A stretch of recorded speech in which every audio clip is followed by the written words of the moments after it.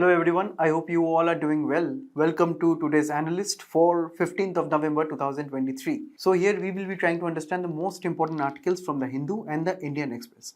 The very first article is regarding free trade agreement because the recent India-UK FTA talks are going on. Next, we will be looking at expert appraisal committees and how they are related to environmental impact assessment. In the next one, we will be looking at what is an APEC and the recent US-China ties and its impact on India. The next article will be talking about wholesale inflation regarding the recent WPI index, and finally we will be concluding with PESA Act. Now, in the very first article, we are looking at the free trade agreement negotiations which will be soon started between India and the United Kingdom, because right now the United Kingdom has a recent foreign secretary which was their former prime minister, David Cameron, and with these recent relations are expected to heat up soon. And why this is very important, because we have two different topics in our syllabus from GS2 and GS3. From the GS2 side, we have bilateral, regional and global groupings and agreement pertaining to India's interests, and in the GS3 we have Indian economy and the various issues related to planning, development and etc. So UPSC has a tendency to combine different sections of the syllabus and ask questions, and overall the FTA or free trade agreement topic is very important for the examination. So let us look at it. Now before, we have to discuss some very basics. Now let us start with what is a trade. Now trade is any economic exchange between two parties, two countries of exchange of goods and services.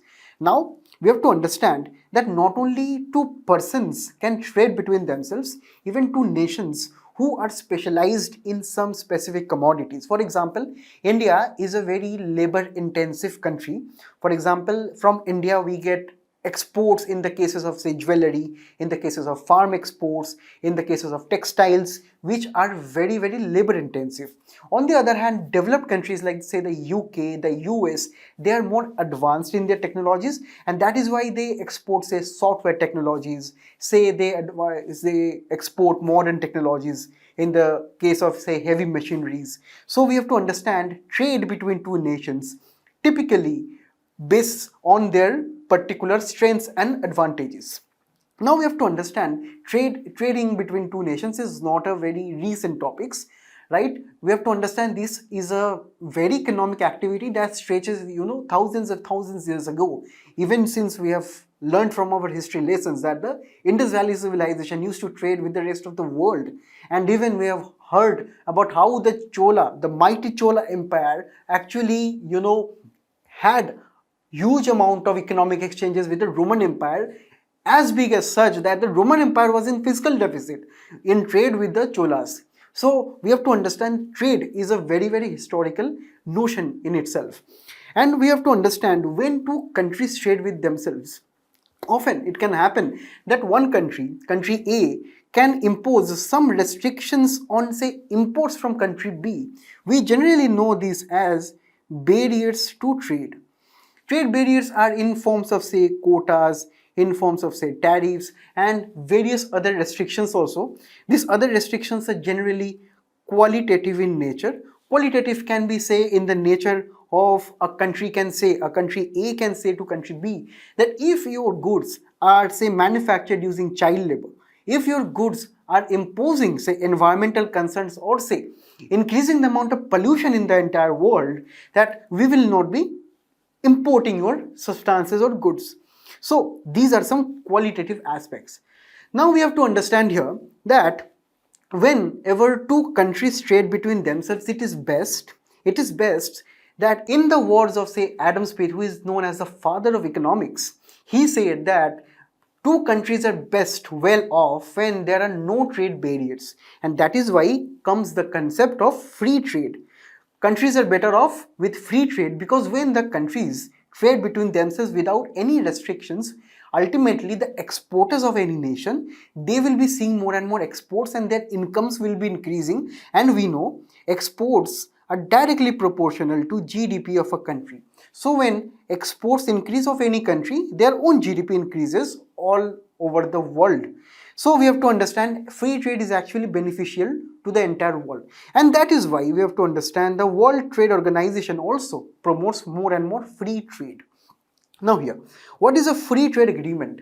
Now when one country, two countries, or more than two countries, they come together and say that we will be eliminating all kinds of barriers for say around 99 of the goods out of the total 105 goods that are traded between ourselves. This is for examples. For example, if these two countries or more countries are trading among themselves around 105 goods, on most of the goods, say around 99 of the goods, will be having no trade barriers. So we have to understand that a free trade agreement is very, very important for these countries, because ultimately the country's GDP is at stake. Now here, the levels at which the different countries in the world have their economic integration with each other is very important to understand. The very first is known as early harvest agreement. Now this early harvest agreement is the very stage of negotiations when the two countries, for example, say if India and UK are negotiating between themselves right now, they will be kind of beta testing on some goods for their free trade agreement, which will be agreed later. So right now they are discussing, negotiating on a few goods that is known as their early harvest agreement, that is before FTA. Now there is one more thing before FTA, that is the preferential trade agreement. In preferential trade agreement, two countries or more than two countries, they do what? They maintain a positive list. Now a positive list are those list of goods and services on which the export duties, the tariffs are totally zero. So we have to understand, say out of the total 105 goods which are traded between these nations, say they have agreed to maintain a positive list on 20 goods and services. So this is a preferential trade agreement which is seeing only a few amount of goods and services for PTA. Now a prominent example is the India-SAARC PTA, which was signed earlier.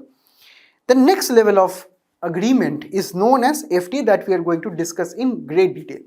Now in FTA, there is generally elimination of tariff on substantial items. Substantial items means on the items which are traded most. Of those items, almost say most of the items are exempted from custom duties, trade duties, and so on. Here, the countries generally maintain a negative list. Negative lists are those lists of say 6 items out of 105 items that are traded between the nations, right? So these are these 6 items which are having some duties, otherwise most of the things are exempted. The prominent example right now is the India-ASEAN FTA that we have. The next stage of economic integration is known as Comprehensive Economic Cooperation Agreement. Also, sometimes this is also known as Comprehensive Economic Partnership Agreement, right? With very minute differences between the two. Here, generally, the countries, they go beyond FTA a little. FTA is generally the agreement on, say, goods and services and their customs duties. Now, CECA or CEPA now goes beyond that by including also investment between the two countries and more countries. They also include other sectors such as the e-commerce sectors, right? So, this is further more integration than the FTA. A prominent example is the India-Singapore CEPA. Also, right now, India is also negotiating with many other countries. With recent countries they have signed with is Australia, Mauritius, the UAE. Then we have the next level, which is known as common market. Here we have free trade and free movement of not only capital and goods and services, but also people, that is labor, between their borders. So a prominent example is the European common market. Next we have the final level of economic integration. One of the most final level is known as economic union. The very famous example is the European Union we have, in which we have common fiscal policies, monetary policies, judicial and legislative policies. So as a whole, the entire EU, though composed of different countries, they act as a single economic union when it comes to economic integration. So these are the various levels and the basics we need to keep in mind. Now here we have to understand, India also has its FTAs with many of the countries. The very first, they have signed with Sri Lanka. Then it moved on to sign with the rest of the South Asian nations such as India, Nepal, Sri Lanka, Afghanistan, Bhutan, Maldives, Pakistan and Bangladesh. These are the SAARC nations. So generally we have South Asia Free Trade Agreement among the SAARC nations, but we have to understand since 2019 this is not being a very prominent one. So India also have signed with all of the South Asian nations. Here we have with Nepal, Bhutan, Thailand, and also beyond, such as Singapore, ASEAN, South Korea, Japan, Malaysia, Mauritius, UAE, Australia. So we have all the FTAs here. Now, one of the recent updates is the India and Australia CEPA. Now here we have to understand that when India and Australia already have an FTA, they are moving further to have a CEP between themselves. This is to further the economic cooperation and trade agreement in some sectors such as jewelry, gems, leather and textiles. Next, we have apart from the EU, right, apart from the UAE, apart from the UK, so many countries are also in negotiations with India. So this is what we have to understand. This FTA and the further CEPA talks are always a thing which is going on in the news, and that is why I encourage you to please watch out for those countries with whom India is right now in talks or in negotiations with regarding trade agreements. Now, the economic survey, since many years have made some observations regarding the very, veracity of the FTAs. Now, the observations are that it cannot be doubted that since India has signed FTAs with some nations, their exports have definitely increased over a period of time, right? But the thing is that when it comes to SAFTA or when it comes to South Asian Free Trade Agreement, it is not a successful one as of now due to bilateral relations. So we have to understand while trade is an economic entity, we cannot ignore the geopolitical realities also, because we have to understand that bilateral relations with say Pakistan can eventually lead to the downfall of any say agreement. So we have to understand that apart from trade relations, bilateral relations are also very, very important. So economic survey says that keeping bilateral relations strong is the very first step to economic integration. Then we have to understand that over a period of time, our exports have increased, but we have to understand our trade deficit with some specific groups, say such as ASEAN, Japan, South Korea, right? Outside these FTAs, we have single nations with whom we have huge amount of fiscal deficit, that is China. So these trade deficits are also increasing with some specific groups within the FTAs. So this is also a major cause of concern. And we also have low utilization of FTAs. For example, say if India has FTAs with so many nations, it has been seen by the economic survey, it has been observed that India is not actually utilizing all of them properly. All of the goods and services with which these countries have the FTAs, India is not utilizing them properly. Then India is saying also very limited amount of growth in the value added between the goods and services in the FTAs. For example, say if India is exporting milk to various other nations, it has been seen that, for example, the order value of milk may be of rupees 100 over a period of time. It is not increasing to say 105 or 110, right? It is remaining stagnant or the growth is very little. So we have to understand the value added in our exports, while it is increasing, the growth is not increasing. So these are the various concerns, and that is why India is prompted to negotiate with the rest of the world such as UK, EU to have more and more FTAs. On the other hand, we also know that the UK recently emerged from Brexit. They recently came outside the European Union due to their own domestic policies. Now UK is also in a fix right now that they want more economic and trading partners, and that is why they are looking to rest of the world, particularly to India, with which the UK shares a lot of cultural values and also a lot of bilateral trade. Because we have to understand the bilateral trade increased to around $20 billion in 2022 to 23 from around $17.5 billion in 2021. And also the trade negotiations between the two nations started in 2022, and from there these two nations tried to achieve a target of achieving doubling their trade by 2030, right? And from 2022 they particularly sat down to scheme out an early harvest agreement, which I already told you, right? This is a very first signs of a trade agreement between the two nations. So say they sat together, they chalked out the various issues that they have within themselves, and they finally would agree to an FTA, right? They arrived at some sensitive areas for Indian exports and also for the British exports. They have identified that Indian agricultural sector and dairy sectors are very, very sensitive. While the UK, they also saw that their investments and the intellectual property right, particularly with technology and pharmaceuticals, they are also very sensitive for their own concern, because they do not want to compromise on these four, say, sensitive areas. So they have to sort out the issues that they have between themselves. The very first issue we have to talk about from the Indian side is about skilled professionals. It is related to various visa norms and policies that UK generally have with respect to their immigration. It can be in the case of, say, IT and healthcare in the UK market.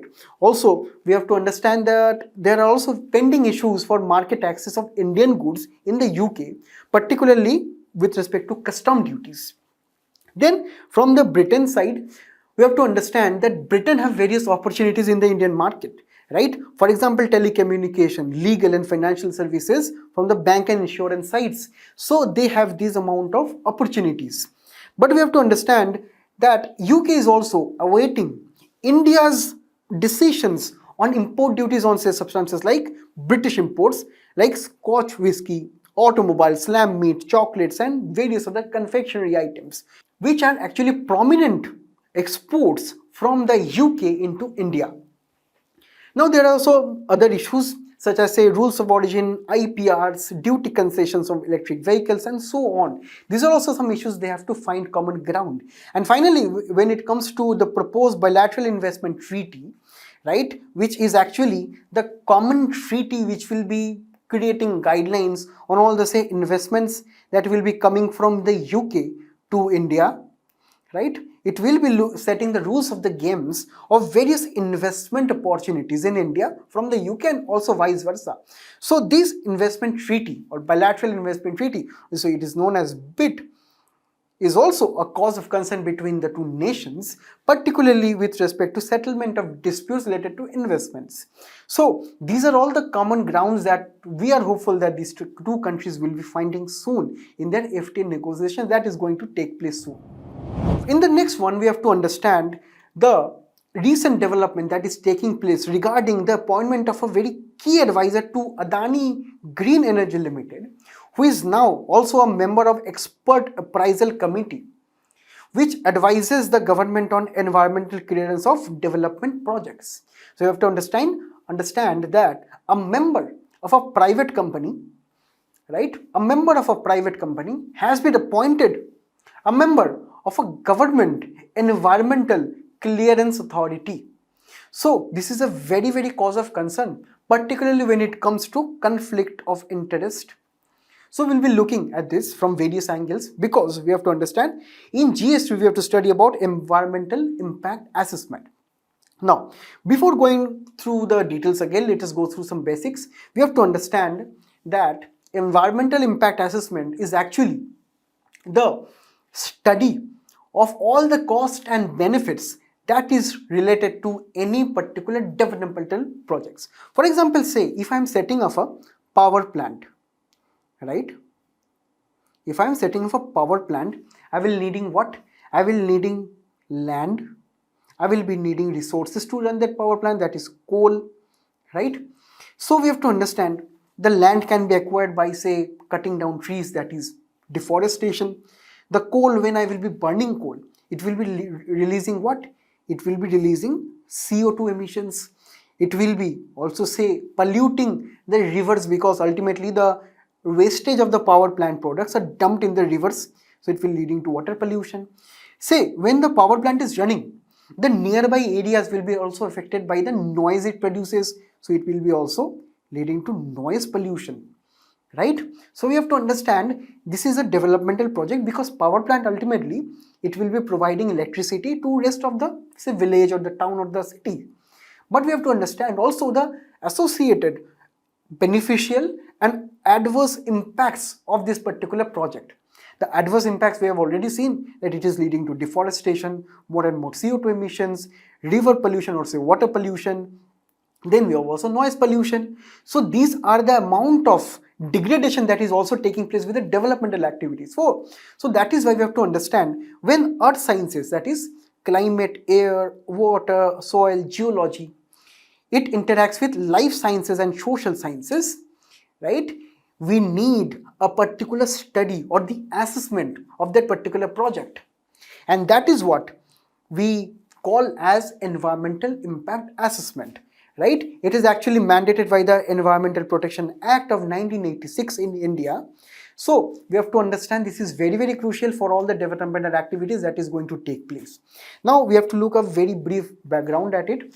In the 1970s, actually, it was the US who actually formalized for the first time in the entire world this environmental impacts assessment via their own act of National Environmental Policy Act, which is also famously known as the NEPA Act. Then at the Rio conference in 1992, formally the United Nations advocated the role of EIA in almost all of the world, which should be making it mandatory for the undertaking of these developmental projects. When it comes to India, the very first shoots are also seen in 1970s when for the first time the Planning Commission back then called for an examination of the river valley projects and their environmental impact on the surroundings. So this is the very first time, which was kind of indirect one. Then in 1994, the environmental clearance or EC became mandatory for the expansion or modernization of any activity or setting up new projects set in the Schedule 1 of the EIA notification set up by the Ministry of Environment back then. So for the first time in 1994, we are getting this EC, which is a mandatory one right now. Then from now, we have various provisions which is totally making it mandatory for all of the kind of projects seeking EIA. Now, who are the stakeholders in these EIA projects? So the very first one will be the person or the company or the government who is proposing the project. The project can be say the dam, it can be say a power plant, it can be say a bridge.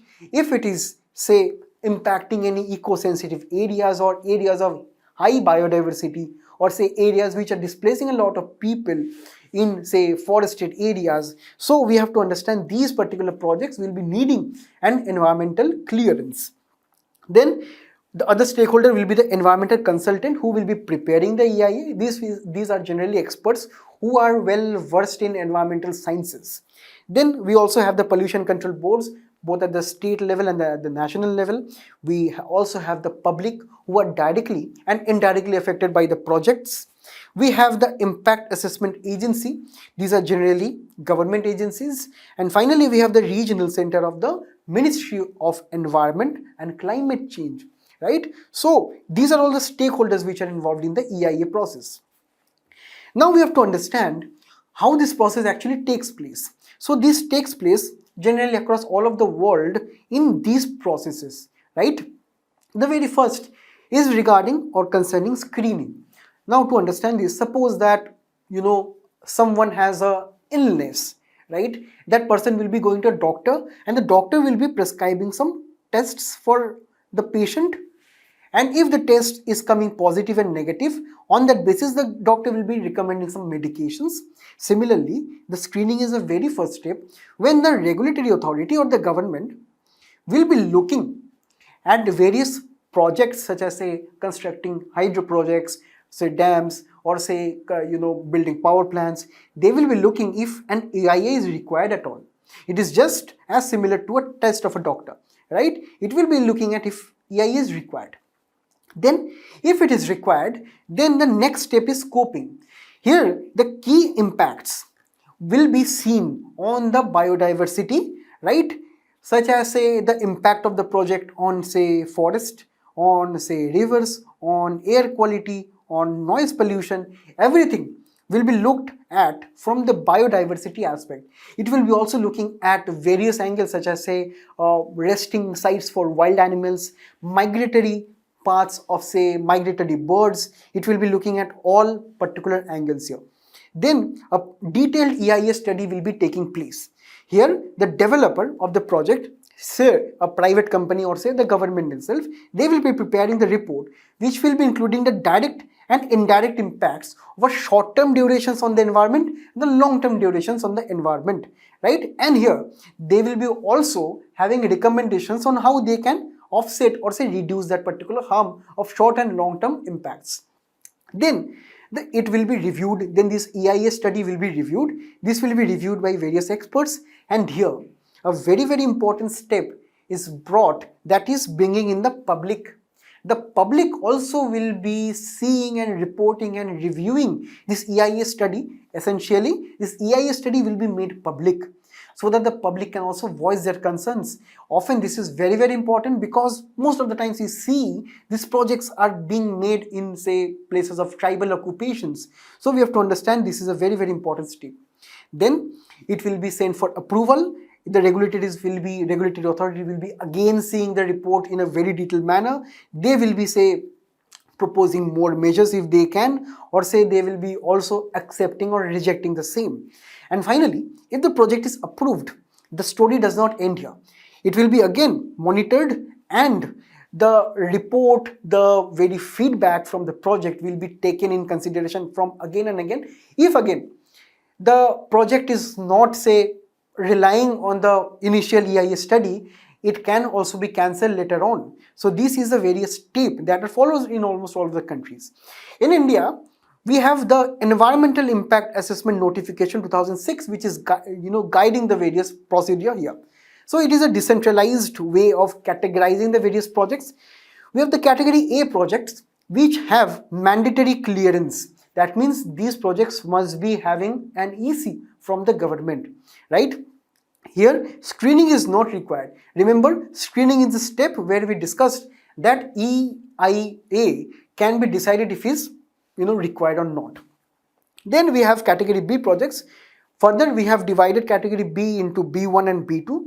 B1 will be mandatorily requiring EIA, right? B2 will not be requiring EIA.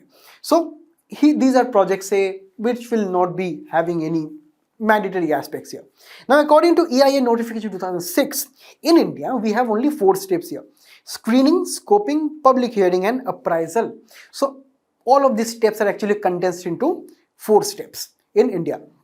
Then we have to understand, according to Ministry of Environment, Forest and Climate Change in India, we have 7 EAC who will be advising the governments both at the state level and the central level, right?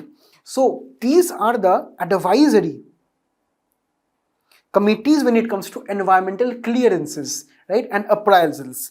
Their role, right, their role is to assess the size of the project, and the size will be concerning the say scale of the project too, and the impact that will be having on the environment, right? And they will also be recommending the ways to mitigate the various impacts of these projects.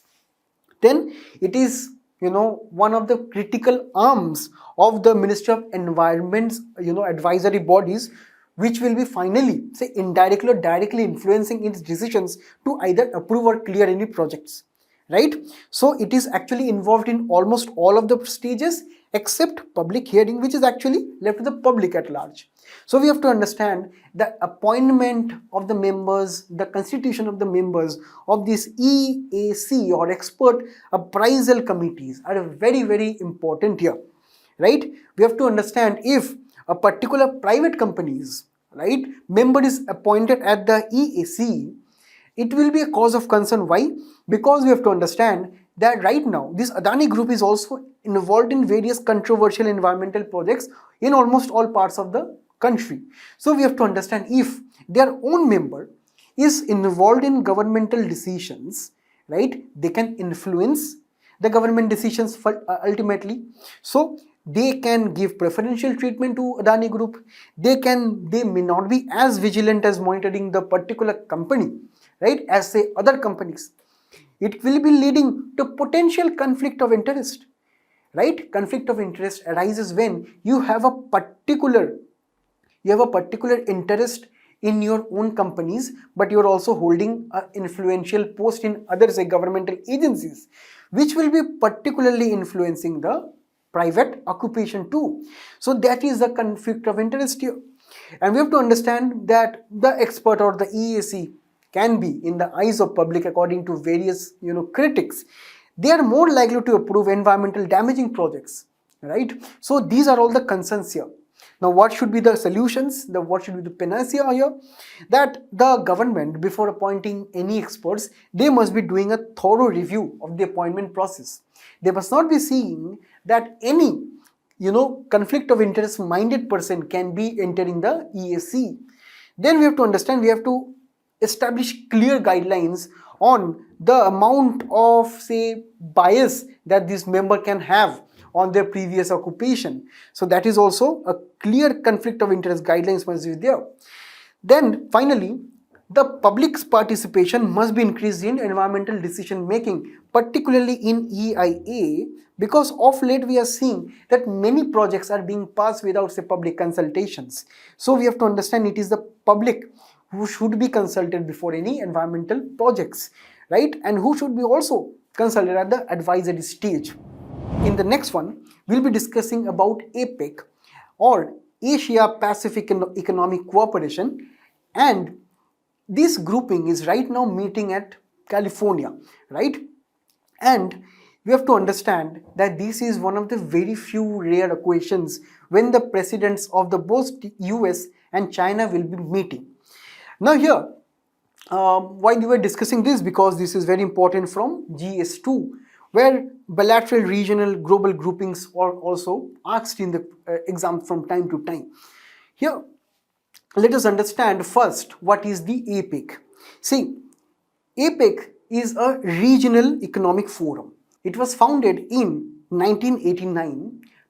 A very interesting aspect of this is that if you can observe from this diagram, all the members, or pardon me, they're actually not known as members formally, they're also known as economies. So actually the constituting economies of these countries are all those countries who are having its borders or say international borders with the Pacific Ocean, right?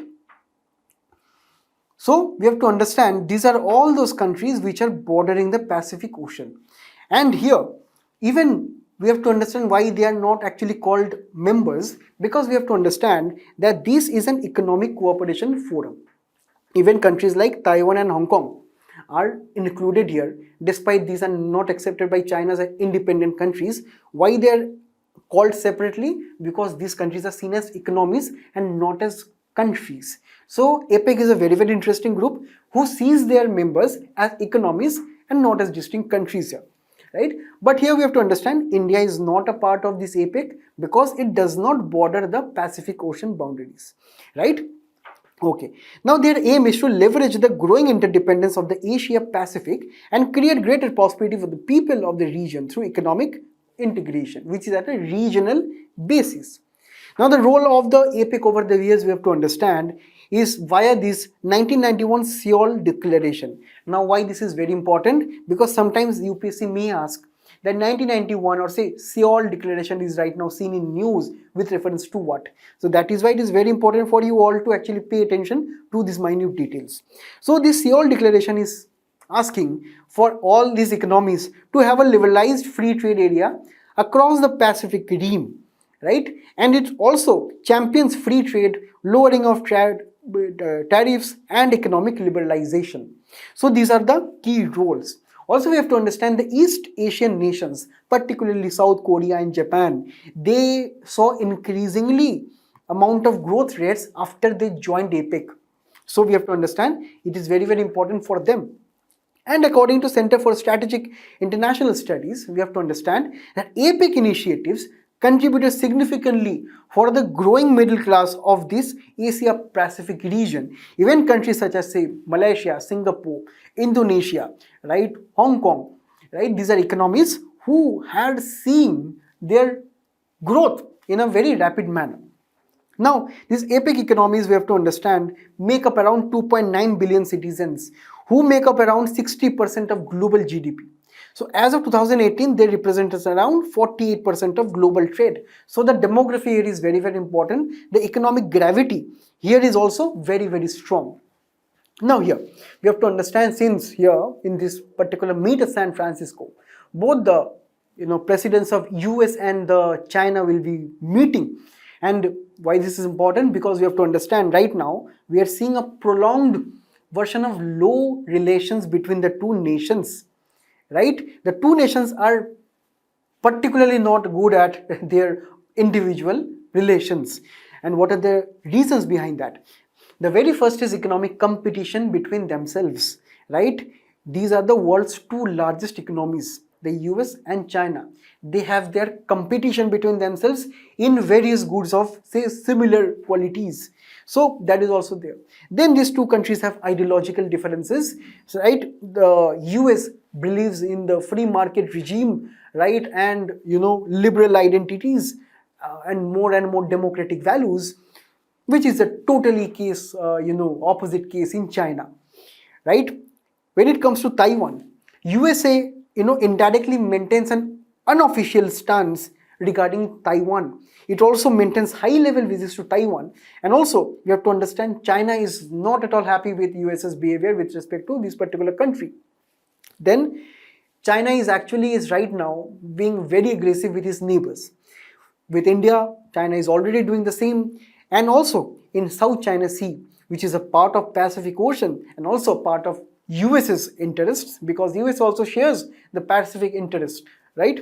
So we have to understand the South China Sea is a vital shipping lane for US, which exercises time to time its freedom of navigation, right? Freedom of navigation means the freedom of the US vessels to pass this, South China Sea. And also it is very resource rich. That is why China is right now forcing nations like Philippines, nations which border South China Sea, to forcibly grab the various swaths of the sea. So this is also irking the US. So this is a very, very cause of concern. Then looking at the technology and innovation side, China and India are at neck to neck with reference to artificial intelligence, 5G and semiconductors. With reference to the domestic policies, we have to understand there is a huge resentment against China in US, right? The US population, they do not trust China at all. Also with reference to various human rights violations, the rise of COVID pandemic supposedly from Wuhan labs, right? The entire world, including the US, in the domestic circles, they are totally anti-China. The same case is the same in China, where China is totally anti-US. In the social networking platforms, they are totally anti-US and also anti, say, India and also anti-Europe. So we have to understand these are also concerning domestic interests too. Now, the recent meeting that is going to take place between Biden and Xi Jinping is unlikely to significantly impact any, thing that we have discussed so far. But we have to understand, since, the last month, US and China right now is seeing a large amount of official visits between the two nations. While, as of recently, Biden has spoken that the two countries needs to increase their military cooperation. Then, recently, we also had a visit by the Chinese Foreign Secretary to the US this year, and the US Federal Reserve Chair and the US Secretary of State also visited China recently. So these may be some signs in which the two countries are warming to each other, but the impacts are not going to be very significant here. Now, what is India in the equation so far? We have to understand India has so far expressed its interest to join the APEC. While India does not share its border with the Pacific, India in 1991, when it liberalized its economy, and in 2016, they have presented a demand. In the case of, say, India is having geographical proximity to the Pacific Ocean. It has a potential size of the economy. India is a very large economy in that matter, and also the degree of trade interaction with the Asia Pacific nations such as the ASEAN nation, and also with China and USA for that matter, right? It is very important that India can be joining, but APEC did not agree to the same because according to the internal circles, they have an informal moratorium, or say they cannot enter any new members as of now, right? But India and US joint strategic vision for Asia Pacific and Indian Ocean region of 2015 publicly said that US is supporting India's participation in the APEC. So that is that, right? And Biden is also right now is expected to highlight progress on the India Pacific economic framework, or IPEF, which is a very, very important framework concerning all the APEC countries except China plus India and Fiji. So it is also expected to be seen here. And also we have to understand, though India is not a member, India is actually present at the recent forum because one of our ministers is actually representing India at the forum. Here the presence is very, very significant because it can enhance India's influence and credibility in the global stage when India is trying to become the Vishwaguru of the future. So India has to be present at all the prominent global forums. Particularly, we also hosted the G20 right now, and it will be also enhancing further India's image. Then the key areas which India can also particularly debate at that particular forum is, say, trade, investment, digital economy, sustainable development. India can also actively engage in discussions and also strategize its own growth and development agendas. Then we have to understand the US and China rivalry is something that India has to find a fine-tuned balance it.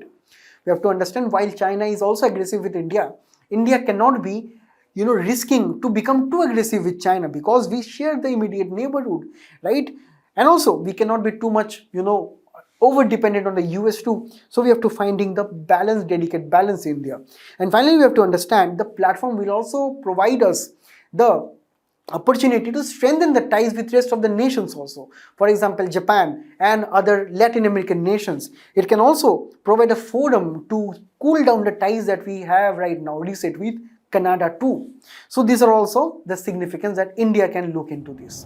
In the next article, we'll be looking at wholesale inflation because right now we are seeing the WPI monthly index which released as of now. The inflation in food articles is to around 2.53 in October from around 3.35 in September. Right? So why this is important? Because we need to study various indexes, CPI and WPI, the CPI of which was discussed yesterday only. The economic and social development we have to look at, and here WPI is very, very important. Now see, inflation is something which is known as the rise in prices of goods and commodities over a period of time that is quite persistent, right? That means prices of goods and services must be rising over a period of time in inflation. And here, the wholesale inflation is discussing about the amount of inflation that is taking place in the wholesale markets, right? That are sold in bulk and traded between organizations instead of customers. So the final retail customers are not buying from the wholesale markets. It is only seeing the level of economic activity, or say the level of price inflation that is taking place in the wholesale markets. So actually what it does, the government of India via the economic advisor, right, to the Ministry of Commerce, they release the WPI. They look at around say 697 items at across all say the important wholesale markets in India in say division of say manufactured products, which is considering the highest weightage in WPI. Then they will be looking at primary articles. These are the basic raw materials for say crude oil and all those matters in the fuel and power. So these are all the three broad items in the WPI basket, and the base year is 2011 to 2012. So here we have to understand these are all the items which are taken into consideration for the WPI. Now the negative rate of inflation in October 2023 can be ascribed to the fall in prices of chemical products, electricity, textile, basic metals, food products, paper and paper products, and etc. compared to the corresponding month of the last year. So we have to understand these products are having a huge basket or say weightage in this basket. But we have to understand if the prices of these commodities are decreasing over a period of time, it can signal that there is a decrease in economic activity. It can signal a decrease in GDP later, right? And if the GDP is decreasing over a period of time, the government can find it very difficult to sustain its resources. It can lead to a stage known as fiscal slippage, where the government is not being able to maintain its fiscal deficit targets over a period of time because the GDP is decreasing, the taxes are decreasing, and the country is requiring to take more loans and increase its fiscal deficit. Now, we have to look also at the differences between the CPI, which was discussed yesterday, and the WPI. First difference is that CPI is measuring the change in prices of both goods and services, while WPI is only measuring the movement in goods only. Then the market is at the retail level, at the say common level, and also this is at the wholesale level. The base year for CPI is 2012, whereas at the WPI it is at 2011 and 12. Right? It is released by the NSO under Ministry of Statistics and Program Implementation, and the WPI is released by the Economic Advisor in the Ministry of Commerce and Industry. So these are the broad differences. Looking at the final article, we are coming at a context on when the Odisha government is now coming up with the draft of PESA Act rules to bring in clarity in its implementation in Odisha, right? Now, we have to understand PESA Act is very, very important because this is concerning the Panchayati Raj in India. Now, we know that 73rd and 74th Amendment to the Constitution ushered in the local body and their primacy in the governance at the local level. Now, some of you please do let me know in the comments which DPSP, the local body, or say the Panchayati Raj article relates to. Now, the PESA Act is very, very important because we have to understand while the decentralization took place, according to the Panchayati Raj reforms, according to the constitutional amendment stated earlier, we have to understand there are some areas or some regions in India which are dominated by tribal people and their own customs and their own practices. So it was very important, or say it was very also difficult to implement uniform Panchayati Raj norms across all the regions and districts of the states, right? In the Constitution of India, we have 10 states, right? Andhra Pradesh, Chhattisgarh, Gujarat, Himachal Pradesh, Jharkhand, Madhya Pradesh, Maharashtra, Odisha, Rajasthan and Telangana, who have huge amount of tribal populations, right? They have huge amount of tribal populations. So they need to also follow their own tribal customs. So they have their own cultural rights. That is why in 1996, this PESA Act was enacted to provide for the extension of the provisions of Part 9 of the Constitution to the panchayats, to the scheduled areas. These scheduled areas are areas from these 10 states, and these are actually in the 5th schedule of the Constitution of India, right? Also, Article 244, subclause 1, it says that the provisions of the 5th schedule shall apply to the scheduled areas and scheduled tribes in states other than Assam, Meghalaya, Tripura and Mizoram.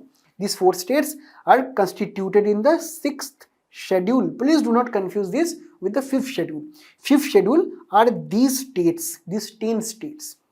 Now, this PESA Act is recognizing what? The right of tribal communities who are the residents of these particular areas, right? They can govern themselves through their own system of self-governance, and they can do this via the Gram Sabha, right? They are tribal rights are being acknowledged by the government, and these tribal traditional rights they have over natural resources, and this act is empowering the Gram Sabha in approving the developmental plans and controlling all the social sectors. Then it is also exercising control over the minor forest produce, which is non-timber or which is not say a part of say deforestation. Then also minor water bodies and minor minerals. So essentially, the natural resources, so the water, the plants, right, the cultural rights, so they are all protected under this particular act. Also, the amount of, say, economic exchanges at local markets, right, about the land rights that these particular tribal people have there over their traditional lands, right, they also have this kind of provisions. And finally, the intoxicants that is being supplied in particular tribal areas, that is ultimately leading to the degradation of the traditional values, they can also regulate the same here. And here we have to understand the onus of the Panchayati Raj, say, regulations are actually with the state governments. And actually here also the state governments need to frame rules regarding these PESA provisions in their own state, in these own areas. So you have to understand, in India only 6 states out of the 10 states here have frame rules. And right now Odisha government is stepping up to frame their own rules. So this will be taking to around 10 states out of 7 states out of 10 in India to have PESA rules. So this was all for today. I thank you all for being a very, very patient audience. I hope you benefited from the session. Thank you for attending. Till the next time.